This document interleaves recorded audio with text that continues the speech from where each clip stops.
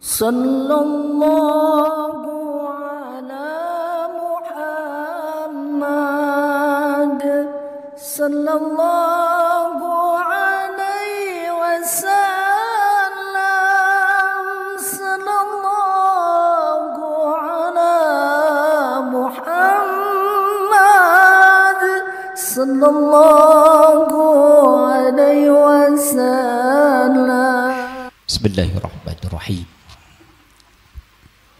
Assalamualaikum warahmatullahi wabarakatuh. Hamdan wa syukran lillah, amma ba'd. Para jamaah yang dimuliakan Allah subhanahu wa ta'ala, sebagai hamba Allah, kita tidak boleh merasa nyaman, tenang dalam ibadah. Sesungguhnya boleh saja, namun ada satu makhluk Allah yang selalu akan menjadi rintangan di dalam kita beribadah kepada Allah Subhanahu wa ta'ala. Dan makhluk Allah ini, dia enggan untuk sujud kepada manusia ketika Allah pertama kali menciptakan manusia. Khalaqtani min nar wa khalaqtahu min tin. Dia mengatakan, aku diciptakan dari api sementara dia diciptakan dari tanah. Lebih dulu api dibanding tanah, lebih mulia api dibandingkan tanah. Sehingga kemudian dia enggan, aba wastakbar. Dia merasa dirinya lebih baik daripada makhluk yang Allah ciptakan. Dia itu adalah iblis laknatullahi alaih. Karena itulah Allah kemudian murka kepada iblis. Allah melaknat iblis. Allah menempatkan iblis di dalam neraka.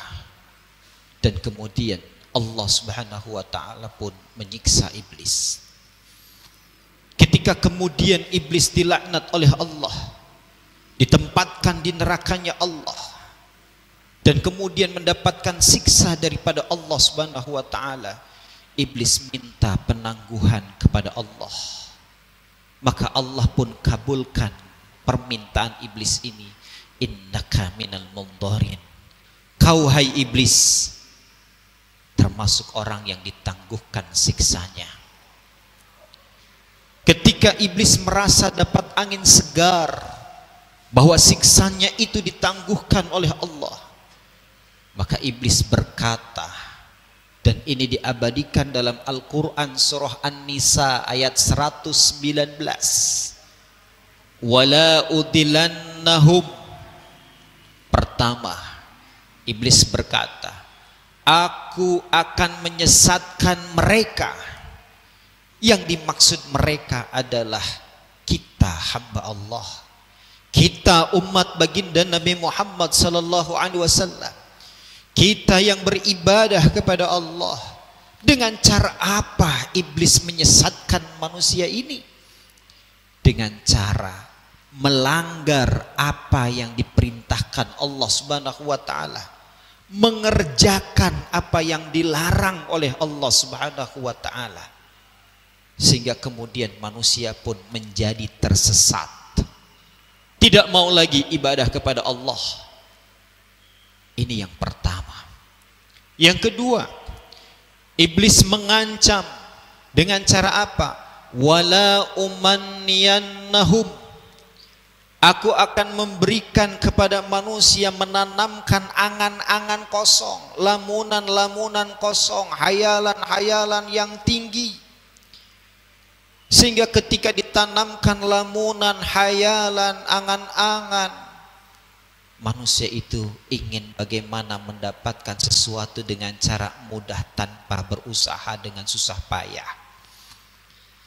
Ingin memperoleh kekayaan begitu cepat tanpa berusaha. Sehingga muncullah kemudian pelaku-pelaku judi online yang dininak bobokan oleh iblis lamunan mereka. Seolah-olah dengan mengikuti judi online ini kamu akan cepat kaya. Gak perlu keringat, gak perlu kepanasan, gak perlu kehujan anginan. cukup dengan mengerjakan ini kamu akan kaya. Demikianlah iblis mengancam manusia sehingga kemudian hamba Allah ini bermaksiat kepada Allah Subhanahu wa taala. Yang ketiga, wala amurannahum fala yubattikunna adzanal an'am. Iblis berkata, aku akan menyuruh mereka untuk memotong telinga-telinga binatang ternak mereka sampai mereka benar-benar memotongnya. Ini adalah sebuah kiasan. Apa kiasannya? Menghalalkan sesuatu yang diharamkan oleh Allah dan mengharamkan sesuatu yang dihalalkan oleh Allah. Banyak orang sekarang ini jelas-jelas halal dianggapnya haram, ini jelas-jelas haram dianggapnya halal, padahal jelas al halalu bayyinun wal haramu bayyinun wa bainahuma umurun mushtabihat. Yang halal itu jelas, yang haram juga jelas. Antara halal dan haram ada perkara yang syubhat, yang samar-samar. Maka iblis laknatullahi alaihi berusaha membujuk manusia. Ini yang jelas perkara haram, kalau sedikit barangkali nggak haram kali ya. Kalau sedikit tidak haram kali, diiming-imingi kalau sedikit tidak haram kali ya. Minuman keras jelas-jelas haram, kalau nyobain setetes tidak dosa kali ya. Makan daging babi jelas-jelas haram, tapi kalau nyicip sedikit nggak haram kali ya. Demikian dihiasinya perkara yang jelas haram agar kemudian otak kita kalau sedikit tidak haram. Maka ini yang terjadi.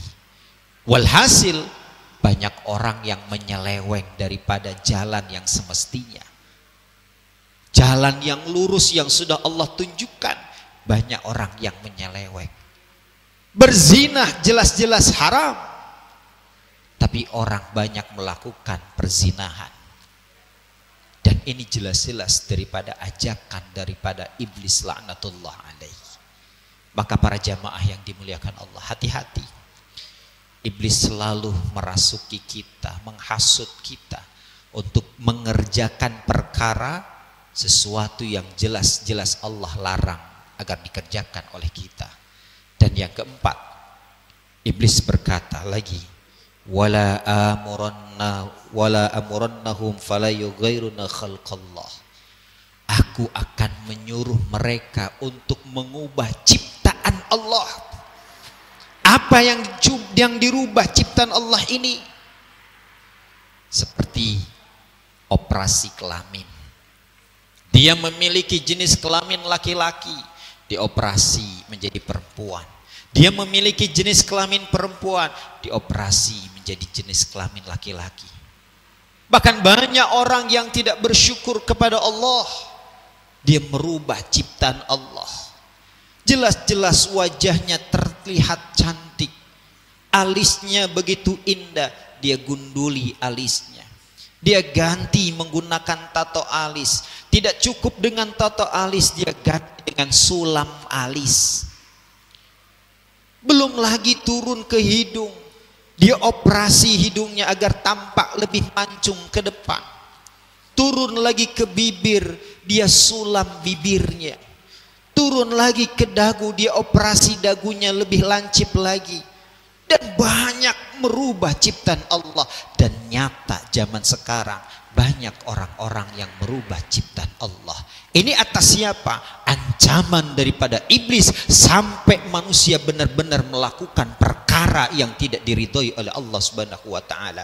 Maka itu hai hamba Allah, sadarlah bahwa pertama, selama kita hidup sampai kita wafat, iblis tidak akan pernah membiarkan kita demikian biasa ibadah.